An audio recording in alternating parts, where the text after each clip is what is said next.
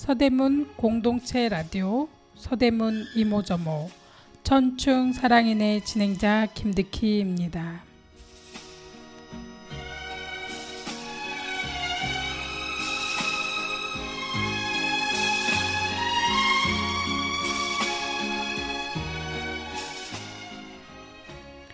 벌써 11월입니다.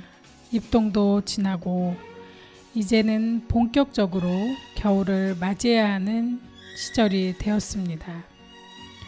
추위에 몸이 움츠려들고 환절기 감기가 유행을 하고 모든 분들이 계절에 몸을 맞추느라 조금씩 힘든 때입니다. 이럴 때는 조금씩 편히 쉬고 조금은 잘 먹고 밤에는 일찍 자고 즐겁게 웃으면서 멋진 겨울을 잘 지내보겠다고 다짐해보면 정말 좋겠습니다. 첫 번째, 에일리의 첫눈처럼 너에게 가겠다 듣고 와서 이야기 나누겠습니다.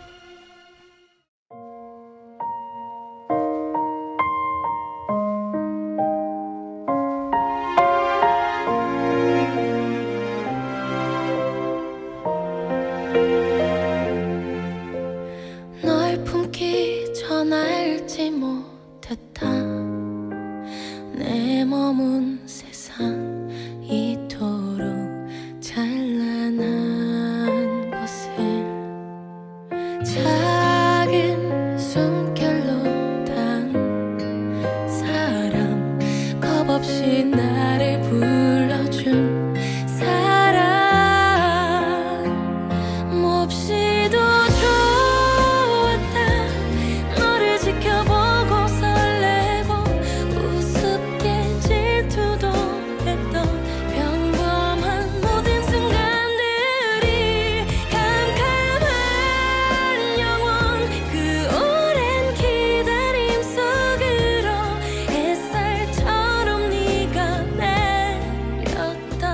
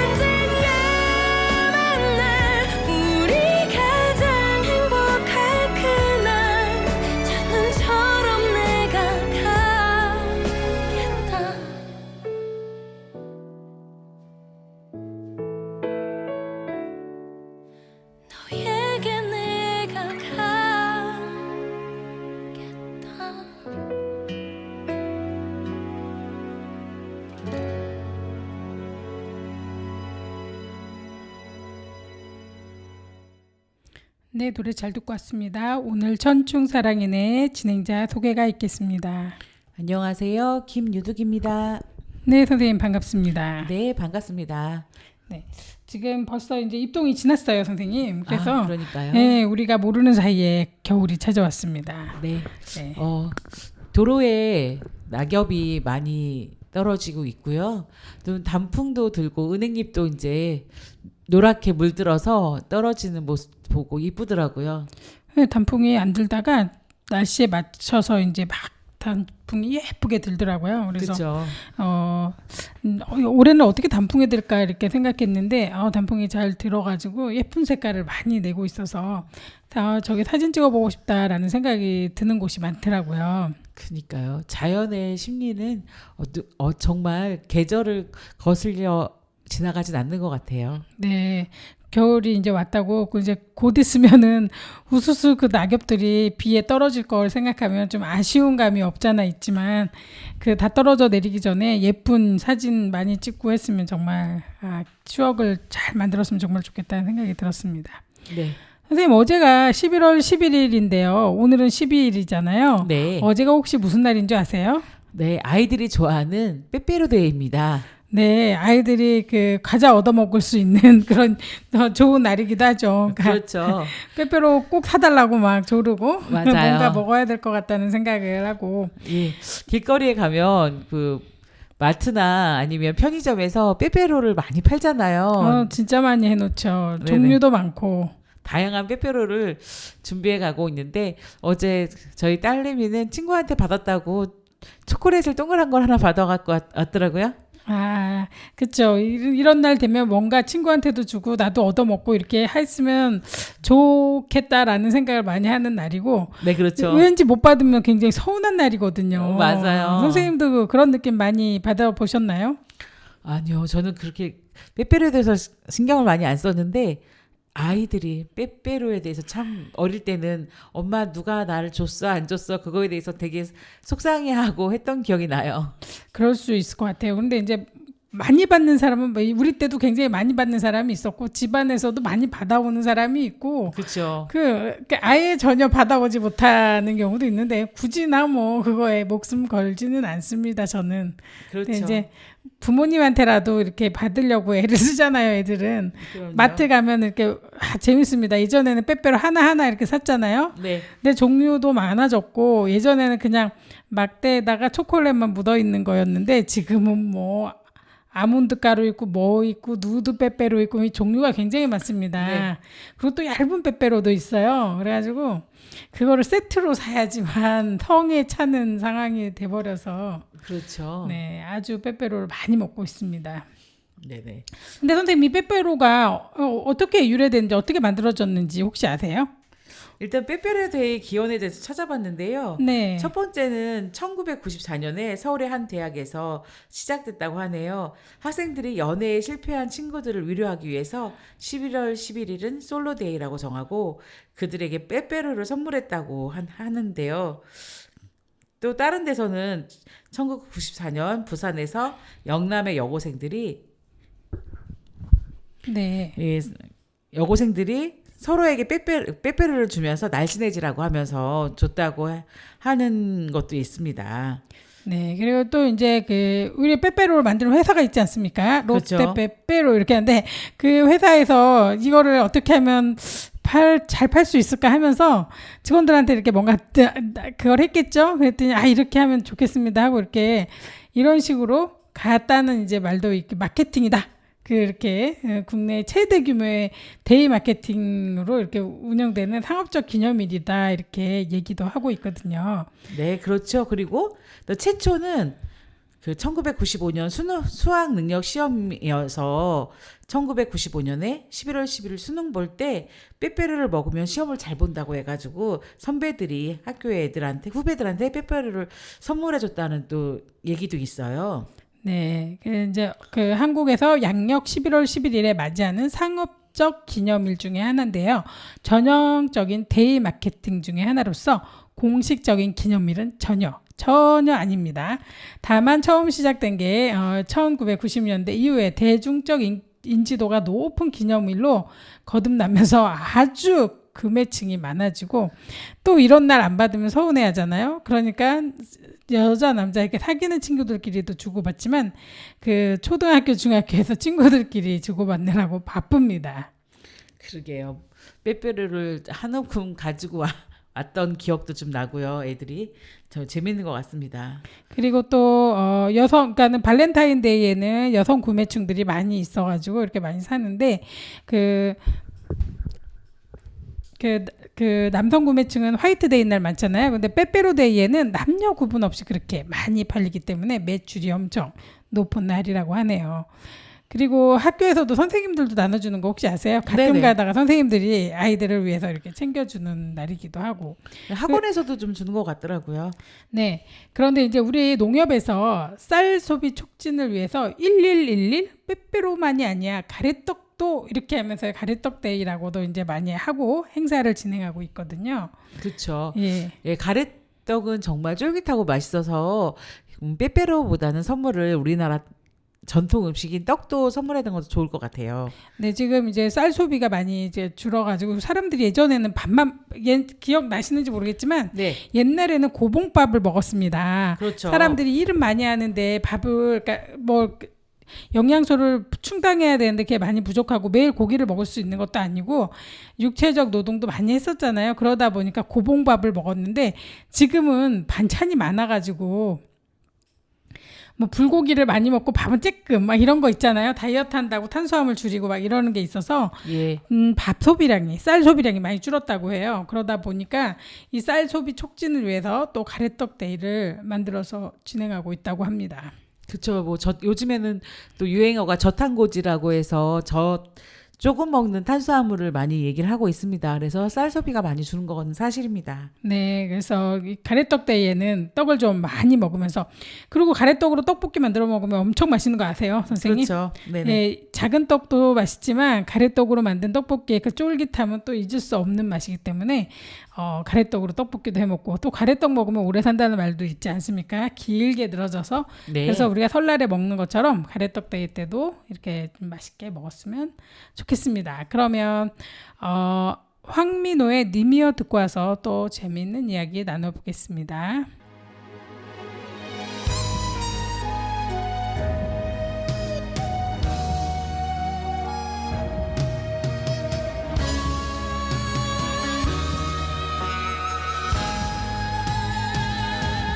이미여 이미시여 기어이 가시나요 태산에 젖동새가 여태도록 우는데 가시면 떠나시면 어쩌라 어쩌라고 하기 돼요 못 가오 나를 두고 못 가오 이 사랑 다 주기 전에 살아가는 오늘 떠내리 입의 향기뿐인데 이미여 이미시여 차라리 죽으려고 힘이 없는 세상을 온통 아북천지요 내 사모하는 님이여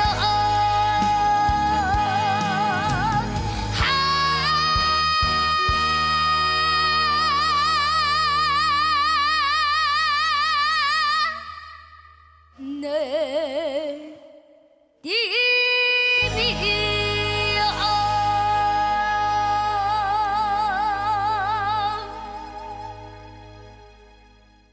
네, 노래 잘 듣고 왔습니다. 네, 지금 11월 하면 우리가 항상 이렇게 우리나라만 그러는지 모르겠습니다만은 아이들이 시험 보느라고 수능 보느라고 엄청 고생하는 달이거든요. 그렇죠. 네, 지금 고3 학생들이 며칠 남지 않은 수능일 때문에 아마 잠도 못 자고 불안해할 것 같습니다. 네, 맞습니다. 엄청나게 고생하면서 지금 뭐 사실 고3 때만 고생하는 게 아니라 초등학교 때부터 지금까지 쌓아온 모든 거를 다 쏟아내야 되는 날 아닙니까? 그렇죠. 그래서- 저희 나라는 옛날부터 말이 있습니다. 태어나자마자부터 대학교 입시를 위해서 준비한다는 말이 있죠. 네, 그 정도로 이제 엄마들이 엄청나게 힘들게 이제 아이들도 같이 이렇게 막 그 오랜 그 긴 세월 동안. 마라톤처럼 긴 그쵸. 이렇게 공부를 하면서 이제 이날 하루만 이렇게 준비하고 왔는데 이게 이제 굉장히 엄청나게 긴장되는 날이거든요. 그렇죠. 우리가 무슨 일 있으면 시험 보든지 무슨 행사한 날 되면 긴장하는데 이거는 뭐 이날의 긴장은 어떻게 말로 표현할 수 없을 정도인데요. 네. 지금 올해는 몇 월 며칠이죠? 수능일이? 네, 11월 14일 목요일입니다. 네, 11월 14일 목요일이네요. 예. 이게 참 수능 준비하는 친구들이 얼마나 떨리겠습니까? 지금 며칠 남아있죠? 그러면? 예, 이틀 남았습니다. 오 마이 가시네요. 네. 네, 아이들이 지금 이제 뭘 어떻게 해야 되지, 뭘 준비해야 되지, 막 긴장하고 떨리는 친구들 많을 텐데요. 지금 선생님 수능 최초 시행일이 언제인지 혹시 아세요?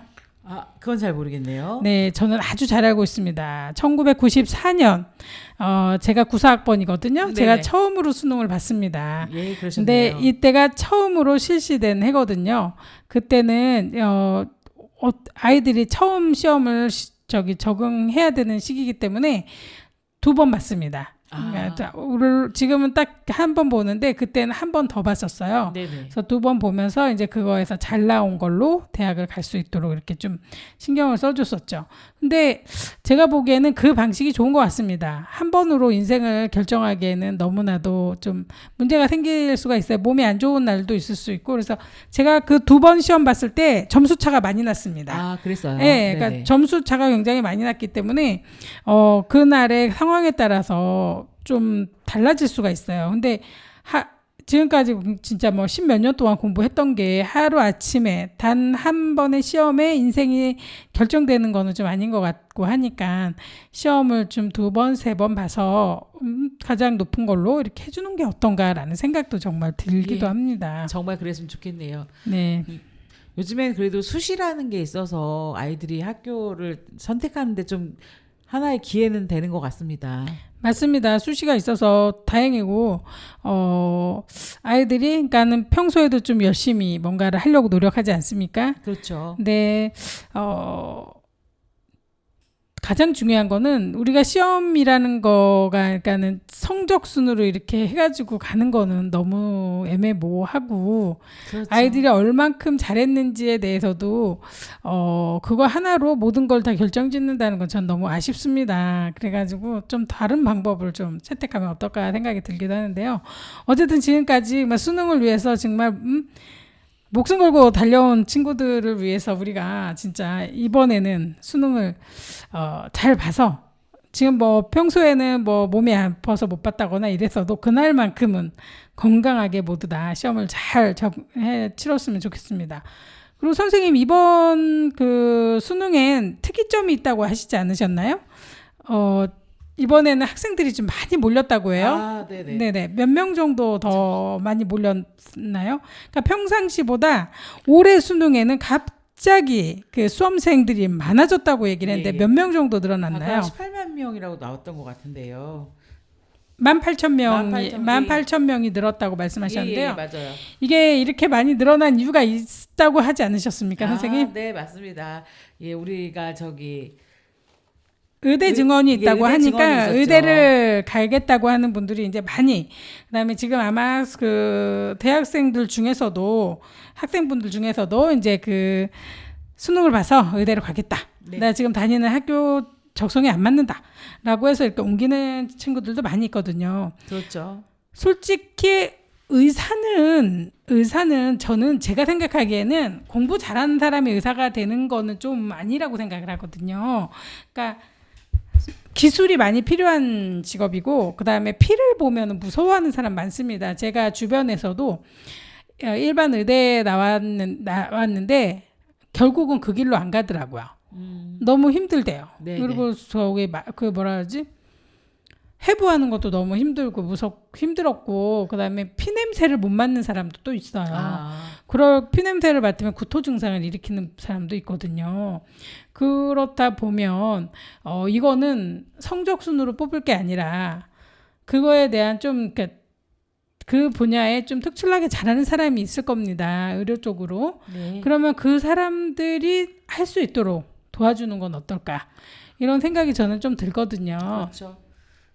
그래서 지금 의대를 가겠다고 지금 18,000명이 몰렸지만 이 친구들 중에서도 아마 많은 사람들은 중도에 포기하는 경우도 꽤 많을 거예요. 힘들어서. 네. 그리고 이제 간호학과 가는 친구들도 많이 있는데 간호학과 가서도 포기하는 친구들도 많은 거 아세요, 혹시요? 그런가요? 너무 힘들대요. 네. 공부가 너무 힘들고 근데 이거 나와서도 더 힘든 거 아시잖아요. 그쵸. 그러니까 지치고 힘들고 사람의 생명을 다루는 공간에서 일을 하다 보니까 너무 피곤하고 그다음에 긴장을 굉장히 많이 하기 때문에 고생을 많이 하는 직업이거든요. 그래서 이거는 정말 적성에 맞고 그다음에 이런 일을 하는 그러니까 사람의 생명을 다루고 뭔가 누군가를 구해주는 일이 정말 사명처럼 느껴지면서 잘할 수 있는 사람이 하면 어떨까? 그러니까요. 라는 생각이 정말 많이 들고 뭐 6년 과정이 있지 않습니까? 네네. 6년 과정이 중요한 게 아니라 이게 내가 이제 할만하겠다라고 생각하면 나와서 이제 실습도 해보고 병원에서 배우고 하면서 이제 수련이라고 하는데 그렇죠. 학교에서 공부하는 기간이 길 필요는 전 없다고 생각을 해요. 6년 너무 길지 않습니까? 사실은 배우는 게 더 많이 필요해. 뭐 10년, 20년 할 수도 있겠지만 그건 아닌 것 같고 네. 대학에선 짧게 하더라도 병원 가서 수련으로 좀 오래 배우고 여기서도 배워보고 이과에서도 배워보고 저과에서도 배워보고 하면 좋겠고요. 사실 의사들이 몰리는 과가 있지 않습니까? 그렇죠. 선생님 어느 과로 많이 몰리는지 혹시 아세요? 네, 성형외과, 뭐 피부과 그런 과가 가장 많이 인기가 있다고 들었습니다. 네, 맞습니다. 돈이 되는 학과로 많이들 몰려가서 사실은 우리가 꼭 필요한 학과 뭐 그 산부인과 별로 많이 안 오고요. 네. 그다음에 그 수술하는 성부외과, 외과 쪽으로 별로 안 가지 가죠. 않습니까? 그렇죠. 그러니까 갑자기 수술해야 되고 막 너무 이렇게 고된 일이거든요. 그렇죠. 그런데 거의 안 오잖아요. 근데 누구나 다 모든 과정을 다 경험해 보면서 겪어보면서 그거에 대한 그 사명감도 느끼고 이게 이 사람들을 위해서 내가 해야 되겠다고 헌신적인 생각을 갖는 분도 꽤 많거든요, 세상에는. 그러니까 그런 자기한테 맞는 게 뭔지 찾아갈 수 있는 기회를 주고 그리고 또 우리는 의사들이 만약에 1,000명이 필요할 경우에는 1,500명 정도 뽑아서 아니면 그렇죠. 또 기회를 준 다음에 그분들 중에 안 하는 사람은 또 다른 일을 할 수 있도록 이렇게 막 열어주는 거죠. 네. 오픈을 해주고 누구나 다 공부할 수 있도록 해야 되는데 사실 대학교에 입학을 하면은 전과가 굉장히 자유로워요. 다른 과들은. 네. 근데 의대만 안 됩니다. 의대랑 뭐 이런 관련된 과들은 절대 그게 안 돼요. 편입이나 이런 게 그 학교 내에서도 쉽지 않거든요. 그래서 예. 뭔가 이렇게 좀 이렇게 막혀 있는 듯한 느낌이 있는데 그러지 말고 누구에게나 다 열려서 좀 배울 수 있는 그 학교에 들어갔다면 해보는 거죠. 그 수업을 들어볼 수도 있는 거지 않습니까? 네. 그래서 했는데 적성에 맞아 들어봤더니 그러면 그 사람한테 좀 길을 주는 거죠. 길을 열어주는 거죠. 이렇게 해서 좀 뭔가 이렇게 아이들이 그러니까 우리가 만나는 의사분들 중에서도 굉장히 어떤 의사는 굉장히 좋잖아요. 만나보면 이분한테 나를 맡겨도 되겠다라는 생각이 들기도 하지만 어떨 땐 두려운 경우도 있습니다. 사실은. 그렇습니다. 왠지 똑같은 이빨이 아파서 치과에 갔는데 어느 데는 한 개만 치료해도 문제 없다라고 하시는데 어느 데는 그냥 갑자기 전부를 갑자기 12개 막 네네. 이렇게 나오는 경우 있지 않습니까? 그리고 치료 방법도 되게 여러 가지예요. 다양한데 다양하죠. 이게 이제 그래서 좀 더 꼼꼼하게 잘해주시고 좀 더 고객을 위해서 환자들을 위해서 생각해 줄 수 있는 이런 분들이 많이 나올 수 있도록 우리가 좀 더 이렇게 많은 분들이 경험해 볼 수 있게 하면 좋겠어요. 우리 솔직히 다른 문과나 이렇게 다른 이과는 다 전과를 해가지고 이과도 저과도 다 경험을 해보기 때문에 예. 결국에 나중에는 내가 원하는 학과 공부를 하든지 학과 일을 하게 돼 있어요. 근데 졸업하고 나서 그 과가 마음에 안 들면은 그 과 취직 안 하는 거 혹시 아세요? 네, 그렇죠. 네, 그러니까 무슨 영어를 배웠다고 해서 무역을 한다거나 이렇게 하지는 않거든요. 다 무역하지 않아요. 네네. 그런 것처럼 뭔가 다른 일로 많이 대학은 하나의 그냥 공부하는 공간일 뿐이니까 그렇죠. 다 열어놔서 뭐든지 배워보고 그 다음에 현실에 가서도 해보고 안 되면 다른 것도 갈 때도 문제 없이 이렇게 좀 다 열렸으면 정말 좋겠다는 생각이 듭니다. 네. 그러면 이은미의 녹턴 듣고 와서 또 이야기 나눠보겠습니다.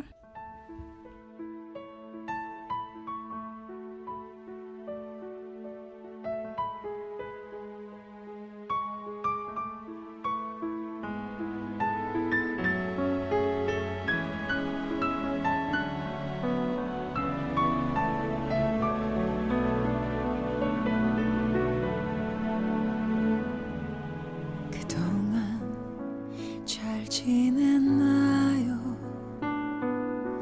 먼저 와 기다렸어요. 꼭 닮은 그대 입술이 왠지 오늘 더 슬퍼 보여. 무슨 일 있었나 봐요. 초조해 숨이 막혀요. 떨리는 그대 눈빛에 자꾸 눈물이 흘러내려요. 이미 나는 알고 있어요. 어떤 말을 하려 하는지. 미안해 하지 말아요. 그대가 잘못한 게 아니에요. 사랑 하나로 그 모든 비난을 이길 순 없겠죠. 안 되겠죠. 그만 여기까지죠. 그동안 행복했어요. 꽃잎이 흩날리네요. 헤어지에 아름답죠. 그렇죠.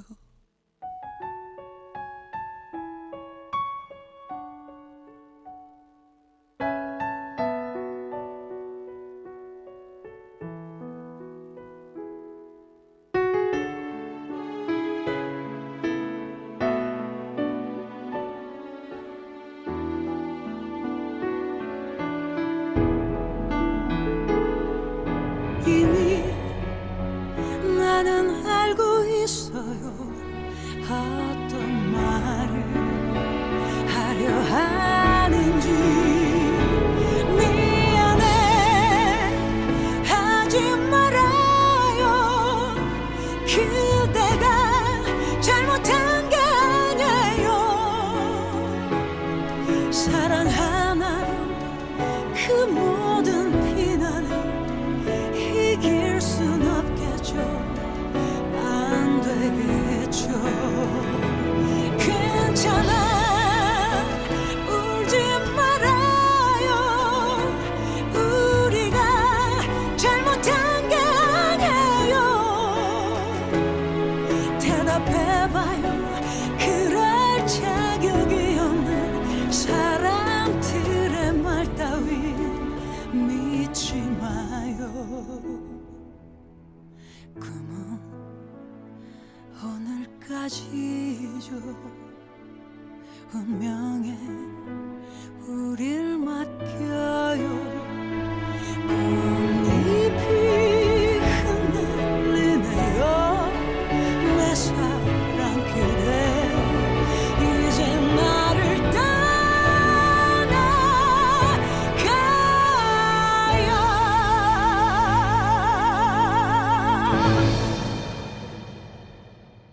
네, 노래 잘 듣고 왔습니다. 수능에 대해서 계속 이야기를 하고 있는데요. 수능 날은 항상 우리가 이제 애들 대입 시험을 본다 그러면 항상 날이 춥습니다. 그래서 네. 그날은 꼭 뭔가 큰 추위가 오는 날 같은 느낌이거든요. 올해도 날씨가 굉장히 추울까요? 아니요, 올해는 좀 따뜻하다고 하는데요. 지금 현재 날씨가 좀 따뜻하거든요. 네네네. 예, 14도 정도 되는데요. 한낮에 온도가 14도 정도 되는데 수능일도 좀 이렇게 따뜻하게 되고요. 그다음에 오후에는 좀 비가 온다고 하니까 우산을 좀 챙기시면 될 거고, 올해는 정말 한파가 전혀 없어서 추워서 떨거나 그러진 않을 것 같아요. 다행이네요. 그 수능 때는 항상 추웠는데 지금 올해는 좀 날이 따뜻하게 진행이 될 것 같습니다. 네. 네. 그리고 또 선생님 수능이 수능은 대학 수학 능력 시험의 줄임말인데요. 네. 대학에 입학해 교육을 얼마나 잘 수학할 수 있는지를 평가하는 대학 수학을 할 수 있는 능력을 평가하는 시험이라고 합니다. 그래서 그날은요, 오후에 그러니까 비행기가 날지를 않는데요. 비행기도 날지 않고 그다음에 도로에서 경적도 울리지 않는다라고 해요. 그렇군요. 1년에 딱 한 번 있는 시험 수능을 위해서 학생들은 심혈을 기울이고 주변인들은 응원 메시지를 보내면서 전 국민이 덩달아 수험생들처럼 긴장을 하는 날인데요. 수능은 언제부터 시행됐는지 아까 말씀드렸잖아요. 네네네. 1994년도부터 시작됐는데요. 그 옛날에는 혹시 어떤 시험 봤는지 아세요? 글쎄요, 전 잘 모르겠네요. 연합고사, 자격고사, 예비고사, 학력고사도 있었고요. 네. 그 다음에 학교에 가서 시험을 직접 보는 그 시험도 있었어요. 그래서 예비고사를 보고 가서 또 네. 가서 시험을 한 번 더 보는 거예요. 본고사라고. 예비고사, 본고사 들어보셨죠? 네네, 들어봤습니다. 나도 갑자기 생각이 나네요. 예비고사니까 그럼 뭐가 있어? 본고사가 있겠네. 네네네. 생각이 났습니다. 이렇게 해가지고 굉장히 대학 가는 게 힘들었습니다. 그리고 예비고사를 보고 어느 정도 점수가 된 사람들은 본고사를 시험 보러 그 본 학교로 가요. 대학교로. 네네네. 가서 시험을 봤었습니다.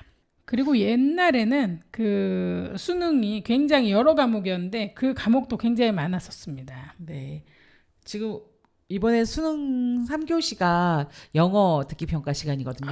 그때는 정말 조용히 해주셔야 될 것 같아요. 비행기 안 뜨겠네요. 그렇죠. 그때 안 뜬다 이 말이네요. 오후 네. 나 이때쯤에. 그리고 국어도 듣기 평가 있거든요. 국어 듣기 평가, 영어 듣기 평가 있지 않습니까? 네네. 그때는 정말 조용해야지 될 것 같습니다. 그래서 테이프로도 틀어주고 아마 뭐 안 되는 데는 그러지 않았나? 기억이 좀 가물가물합니다만 어쨌든 수능 시험 보느라고 다들 막 엄청 조용하고 그러죠. 네네. 수능을 저도 봐봤는데 정말 어렵더라고요. 네, 수능 보는 날 하루 종일 너무 힘듭니다. 사실은 점심 먹고도 시험 봐야 되고요. 그렇죠. 졸린 거 절대 참아가면서 시험을 봐야 됩니다. 쉬운 날이 아니죠. 그렇죠. 근데 그 옛날에는 아마 오지선다용으로 오지선다용으로 객관식만 있었는데 지금은 단답형까지 이렇게 써가면서 이렇게 하는 게 도입돼 가지고 그렇게 시험을 보고 있다고 합니다. 그리고 옛날하고 다르게 전 과목을 보지는 않는 것 같아요. 네네. 그래서 문과는 뭘 보고 이과는 무슨 과목을 보고 이러는데 저희 때는 다 봤습니다. 화학도 보고 물리도 보고 네.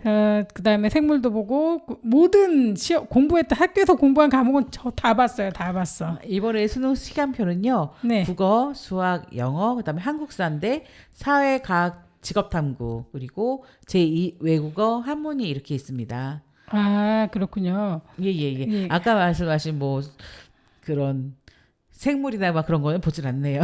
네, 아마 이제 이과 애들은 보고 문과 애들은 안 보고 이렇게 아마 될 겁니다. 네, 그래서 4교시에서 한국사, 뭐 사회가, 직업탐구가 나눠지는 것 같습니다. 네네네. 아, 참 이렇게 수능이 시험 범위도 막 변화가 있고 아이들이 너무 힘드니까 진짜 수능 때문에 너무 고생하지 않습니까? 그러니까 네. 자꾸 이렇게 시험의 제도가 바뀌고 범위가 바뀌고 이렇게 하는 것 같습니다. 그렇죠. 그리고 2025학년도 수능 준비물은 신분증, 수험표가 필수고요. 그 다음에 시침, 분침이 있는 아날로그 시계, 그리고 마스크가 필요하고 아이들이 쓸 검은색 컴퓨터 사인펜, 흰색 수정 테이프, 그렇게 연필, 지우개 그런 게 필요하거나 합니다. 네, 근데 그 시험 볼 때 선택 과목 중에서 자신이 선택한 과목의 문제지만 골라서 풀어야 되잖아요. 그렇죠. 받을 때는 다 받게 되나 봐요. 그래서 실수가 빈번하다고 해요. 아, 선택 과목 순서를 바꿔서 풀거나 선택 과목 문제지를 동시에 올려두고 푸는 행위 풀게 되면 안 되고 네네. 이 같은 경우에는 부정행위로 간주돼서 0점 처리가 된대요. 조심해야 될 게 많군요. 네, 선택 과목 순서를 바꿔서 풀면 안 되네요. 되는구나. 그러니까는 종이를 받았어도 자기 선택 과목 순서대로 그 시간에 맞춰서 풀어야 되나 봐요.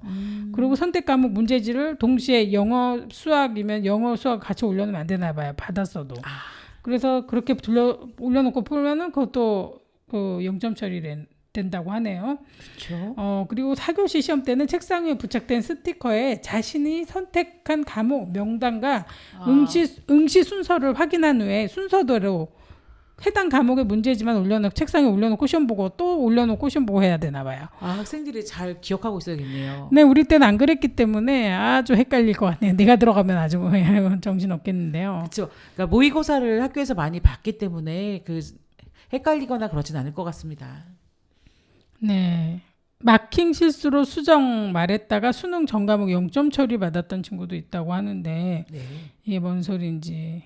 조심해야 될 것들이 많습니다. 잠깐만요. 한 대입 수능 시험이 답안지를 실수로 수정한 일이 솔직하게 알렸다가 부정행위로 처리돼서 수정한 사실 솔직할 때 전과목 0점 처리될 처제도였습니다. 4교시 탐구 시간에 해마다 벌어진 일이라는데 이유가 뭘까요?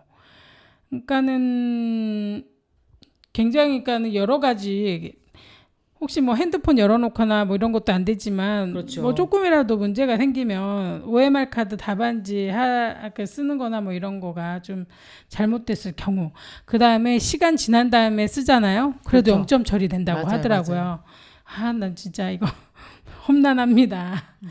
너무 막 긴장 속에서도 또 긴장을 해야 되고 정신을 똑바로 차리고 시험을 봐야 되기 때문에 이거 참 우리 아이들이 어떻게 볼지 참 걱정입니다. 그리고 시험장에는 지금 아이들한테 음료수가 제공되지 않기 때문에 꼭 따뜻한 물도 좀 챙겨 가셔야 될 것 같고요. 아, 그렇군요. 예, 소화제나 두통약도 좀 챙겨 가시는 게 좋을 것 같습니다. 그러게요. 먹을 거를 좀 잘 챙겨 가야 되는데 그렇죠. 도시락을 챙겨 가야 되는데 그 아이들이 너무 긴장하기 때문에 불안도 하니까 뭐 체할 수도 있으니까 그런 것도 좀 준비해 가면 좋을 것 같고요. 그러네요. 뭐라도 좀 제공되면 좋은데 그런 게 아예 없다고 하니까 좀 컨디션을 그렇죠. 잘 준비를 엄마들이 많이 챙겨야 될 것 같습니다. 그렇죠. 그리고 너무 자극적인 음식을 피하고 숙면을 할 수 있게 좀 부드러운 음식을 먹고 또 아침에도 빈속에 가지 말고 따뜻하게 밥을 먹고 출발하는 게 또 수능 보는 날 좀 도움이 될 것 같습니다. 네. 이렇게 공부를 열심히 하고 하루만 볼 수 있는 수능 때문에 친구들이 많이 힘들어할 것 같습니다. 네, 맞습니다. 지금 쉬운 게 아니에요. 그러니까 막 평소에 이렇게 긴장 안 하다가 진짜 하루 막 긴장을 해가지고 어머 이거 틀리면 안 돼라고 하고 긴장을 하면 더 실수를 많이 하기 때문에 사건 사고가 많습니다. 그리고 이렇게 수능 날이면 텔레비를 보면은 아침에 그 오토바이를 경찰관이 태워주신 오토바이를 타고 등교하는 학생도 많이 나오더라고요. 네, 맞습니다. 네네. 그런 친구들 많습니다. 네, 지각을 하면 안 되는데 차가 막혀서 막 그래서 어쩔 수 없이 또 이렇게 도움을 줬다고 하는 내용을 뉴스에는 많이 봤던 것 같아요. 늦으면 경찰서로 가야죠. 뭐 어떻게 하겠어요. 그쵸. 방법이 없죠. 맞아요. 네. 그 지하철역이나 그런 데서 그 아이들을 시험장까지 데려다주는 모습도 텔레비에서 많이 봤던 것 같고요. 네. 네. 그런 또 예전에는 눈이 엄청 많이 내렸던 수능일도 있었던 것 같아요. 네. 그래서 또 그렇게 힘들게 학교 교문 앞에서 학부모님들이 엿을 붙여놓고 기도하시는 모습 수능날 이렇게 TV에서 많이 뉴스로 봤던 것 같은. 문에다가 엿을 붙여놓고 이게 끝까지 안 떨어지면 대학 붙는다 막 이런 거 있었잖아요. 맞아요. 네네네. 네, 그런 것도 많이 있었습니다. 뭔가 이렇게 미신적인 거 많이 있었죠. 기도하고 그렇죠. 뭐 할 게 뭐 있습니까? 그거라도 믿고 해야지 뭐 네. 이런. 예전에는 또 수능날 학교에서 막 단체로 그 학생들을 위해서 선배들을 위해서 그 응원 갑니다. 응원 응원. 지금도 갔습니다. 갈 겁니다. 예. 예, 지금도 가죠. 한참 코로나 때는 그런 게 없었을 건데 요즘엔 또 이렇게 코로나 가능할 때도 수도 문 밖에는 서 있을지 있었을 수 있지 않을까 잘 모르겠네요. 그죠? 그래도 학교마다 나가서 네네. 응원하는 이건 있습니다. 그리고 물 한 잔씩 주고 그랬었던 것 같긴 한데 어쨌든 네 수능 시험 이제 며칠 안 남았습니다. 우리 힘내셔야 되고요. 다 장윤정의 첫사랑 듣고 와서 또 이야기 나누겠습니다.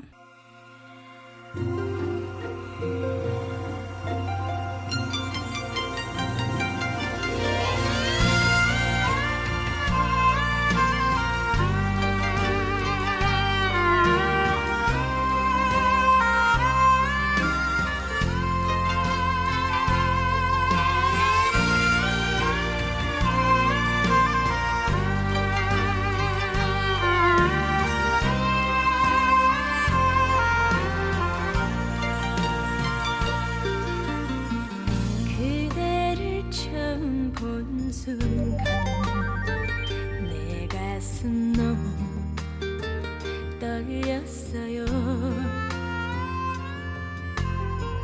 그때 이미 예감했죠. 사랑에 빠질 것을. 그대의 몸짓 그대의 미소 다정스런 그대 목소리 나 어떡해요 숨이 멎을 것 같아 그대에게 빠져버렸어요. 하루 온종일 그대 생각뿐이죠. 내 역시도 그리 보낼 거예요. 손 내밀어 잡아주세요. 이런 내 사랑 받아주세요.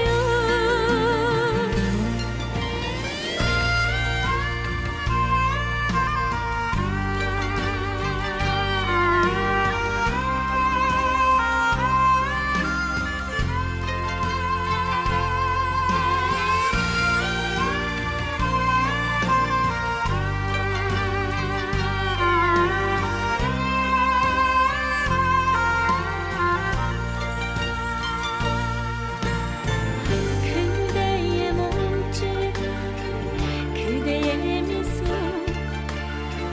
다정스런 그대 목소리 나 어떡해요 숨이 멎을 것 같아 그대에게 빠져버렸어요. 하루 온종일 그대 생각뿐이죠. 내 역시도 그리 보낼 거예요. 손 내밀어 잡아주세요. 이런 내 사랑 받아주세요.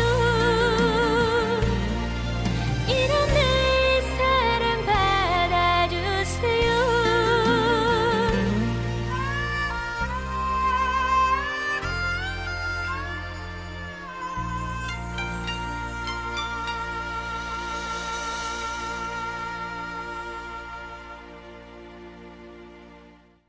네, 노래 잘 듣고 왔습니다. 지금 이제 벌써 이제 저희 서대문에서만 해도요 재개발에 대해서 굉장히 많은 사건 사고가 있습니다만은 지금 홍제동에 그 인왕 아파트 있는 데가 또 재개발하면서 이주를 시작했어요 지금. 그래서 예, 지금 한참 이제 하고 뭐 있습니다. 예, 이주를 하고 있는데 참 걱정입니다. 이 재개발이라는 의미와 기본 개념이 어떤 건지 혹시 아시나요? 글쎄요. 네. 깨끗하게 도시를 정비해 주는 게 재개발 재건축 아닐까요? 맞습니다. 그게 거의 90%라고 보면 되죠. 그러니까는 재개발이란 노후된 도심 지역의 주거 및 상업 시설을 정비해서 새로운 도시 공간으로 탈바꿈하는 것을 말합니다. 네. 정말 재개발하고 나면은 결과는 너무 좋지 않습니까? 깔끔하고 그다음에 좋은 아파트가 들어서고 가장 안 좋은 거는 전망이 없어진다는 겁니다. 그렇죠. 산을 가리고 하늘을 가려서 기존에 살고 있던 사람들이 거의 힘들게 살죠. 기존에는 자연과 함께 살았다면 이제는 아파트에 돌담과 함께 살아야 되는 그런 이제 어려움이 생깁니다. 근데 그렇습니다. 그거를 생각해서는 너무 살고 있는 사람들한테 피해가 막심해요. 그러니까 왜냐하면 지금까지는 정말 자연 속에서 내가 행복하게 살았다면 이제는 진짜 밤이면 창문에서 쏟아져 들어오는 빛을 바라봐야 되고 깊은 잠을 자기가 쉽지 않습니다. 비상구 그 불빛이 되게 세거든요. 그렇죠. 그러다 보니까 아주 멀지 않은 곳에서 불이 번쩍번쩍 하는 거를 봐야 되는 상황이라 그 주변에 사는 분들은 그렇게 도움은 되질 않아요. 하지만 좁은 지역에서 여럿이 함께 살 수 있다는 거는 그거는 이득이고 그 다음에 낙후된 시설이 좋아진다는 건 좋습니다. 그렇지만 이게 참 여러 가지가 맞물려 가지고 고생을 하는데요.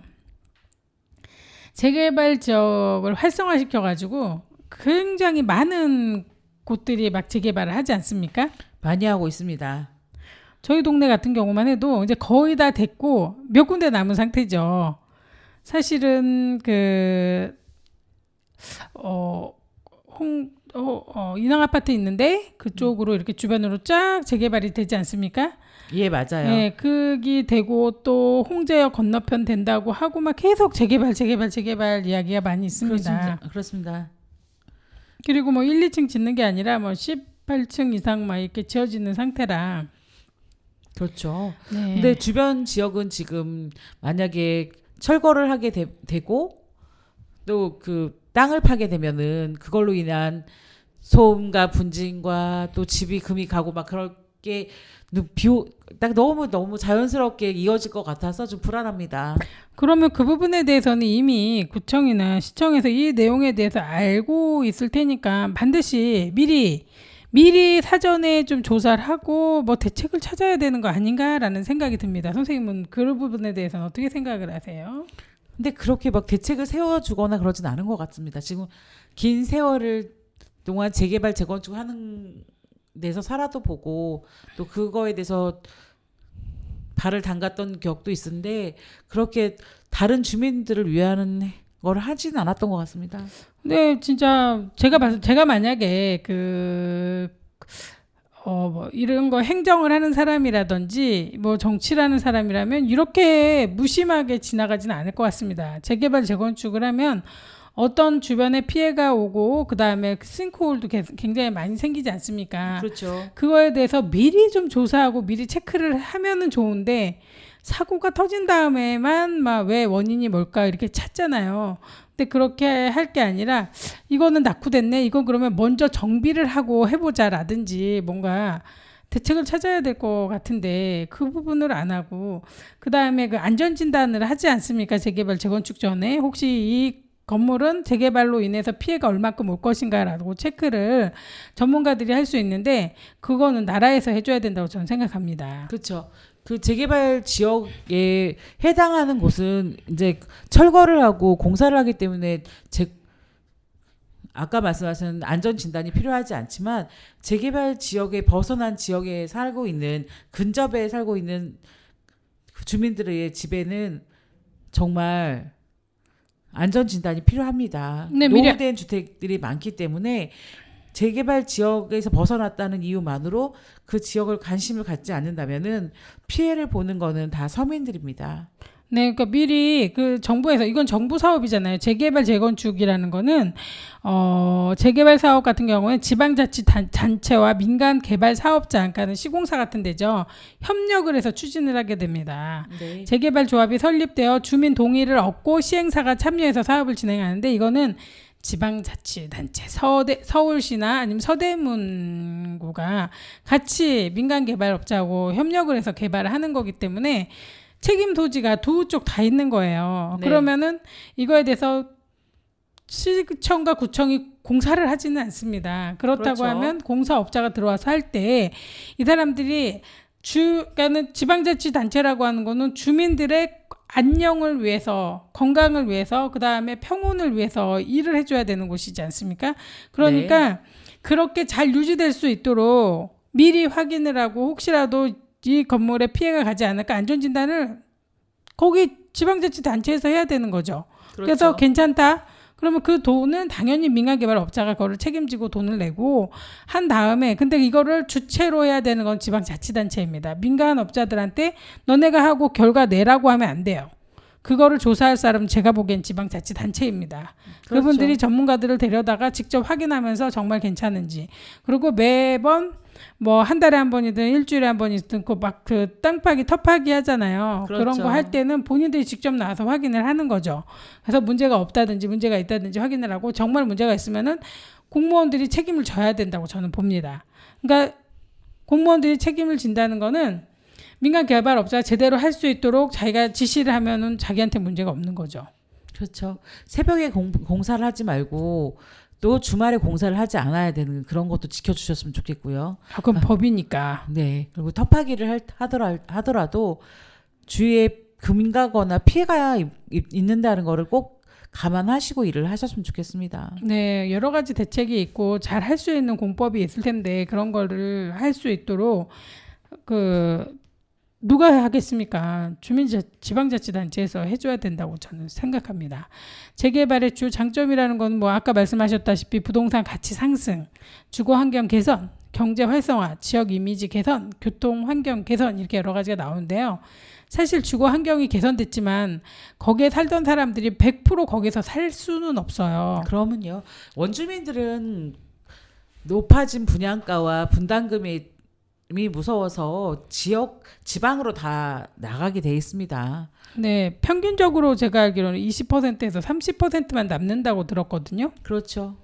그렇다고 치면은 정말 이게 주거 환경 개선인지 마을을 발전시키고 주민들 쫓아내기인지 그건 저는 잘 모르겠어요. 그러니까 완전히 주민이 바뀌어 버립니다. 네, 맞습니다. 새로운 네. 주민이 유입이 되는 거죠. 네, 그러니까 마을 뒤집기가 되는 것 같은데 이거를 정말 주거 환경 개선이라는 말이 맞으려면 거기에 살던 사람들이 정착률이 솔직히 반 이상은 돼야 됩니다. 60% 이상이 넘어야지만 진정한 주거 환경 개선이라는 말을 할 수 있는 거예요. 그렇죠. 이거는 뭐 땅에다가 새로운 집 지은 거잖아요. 다 쫓아내버리고. 그럼요. 그러면 땅 뺏기 아닙니까? 솔직히 말해서 이건 재개발이 아니에요. 이건 재개발이고 주거환경 개선이 아니라 남의 땅 뺏어서 건물 짓기 이런 거라고 보면 됩니다. 그러니까 이거는 지금 현재까지 이루어지고 원주민 정착률이 낮은 거는 진정한 의미에서 재개발은 아니라고 저는 생각합니다. 그렇죠.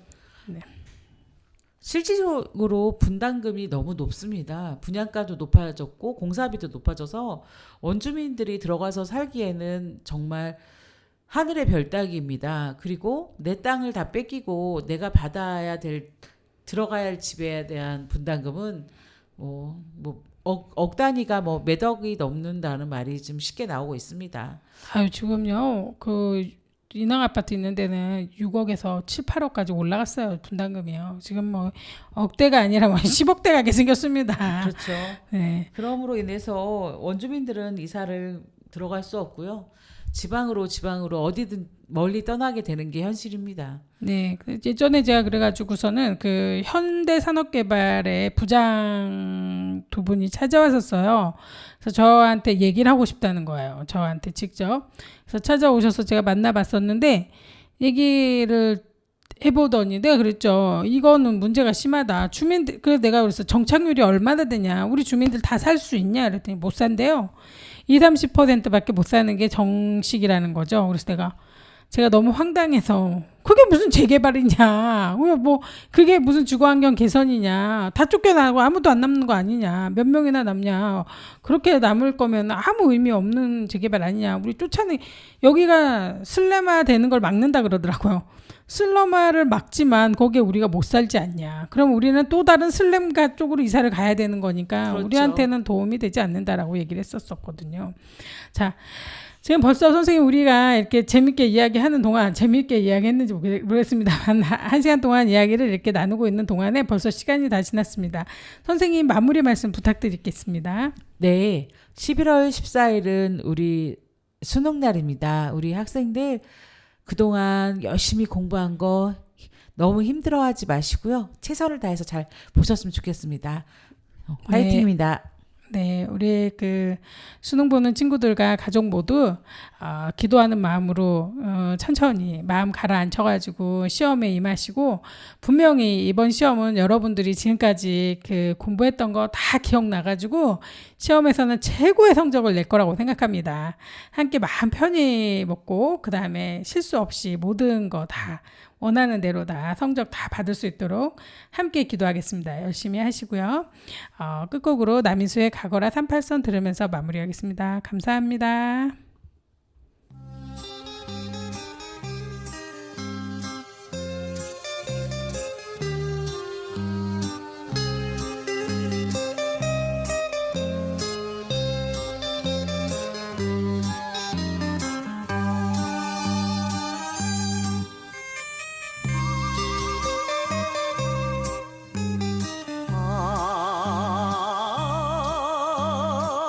산이 막혀 못 오시나요.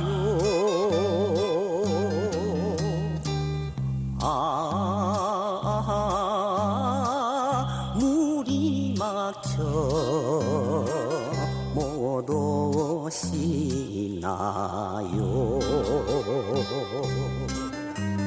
다 같은 고향 땅을 가고 오련만 남북이 가로막혀 원한 전리길. 봄마다 너를 찾아 봄마다 너를 찾아 38선을 타난다.